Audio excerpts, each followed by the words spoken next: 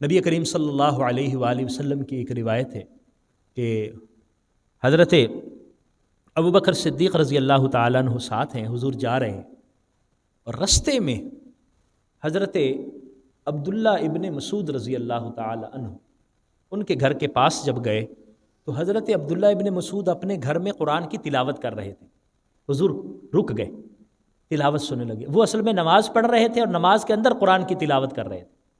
حضرت عبداللہ ابن مسعود رضی اللہ تعالیٰ عنہ کا لہجہ بڑا خوبصورت تھا، قرآن بڑا خوبصورت پڑھتے تھے۔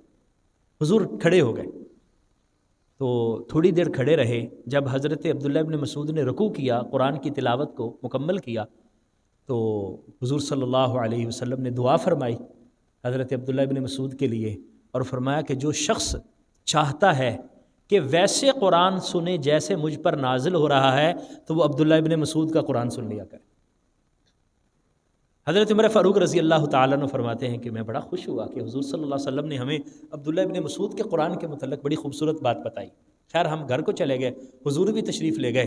میں نے جا کے سوچا، میں نے کہا کہ کیوں نہ جا کے میں عبداللہ ابن مسعود کو مبارکباد دوں۔ عبداللہ، حضور نے تمہارے متعلق یہ فرمایا ہے۔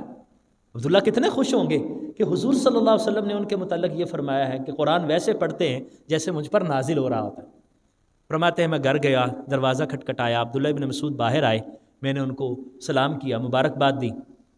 انہوں نے قبول کی اور کہا آپ کا بہت بہت شکریہ، آپ نے مجھے مبارکباد دی ہے، لیکن آپ کے آنے سے پہلے ابو بکر صدیق آئے تھے، وہ مبارکباد دے گئے ہوئے ہیں مجھے۔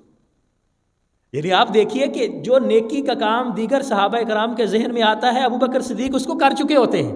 اللہ تعالیٰ نے یہ شان حضرت سیدنا ابو بکر صدیق رضی اللہ تعالیٰ عنہ کو عطا فرمائی۔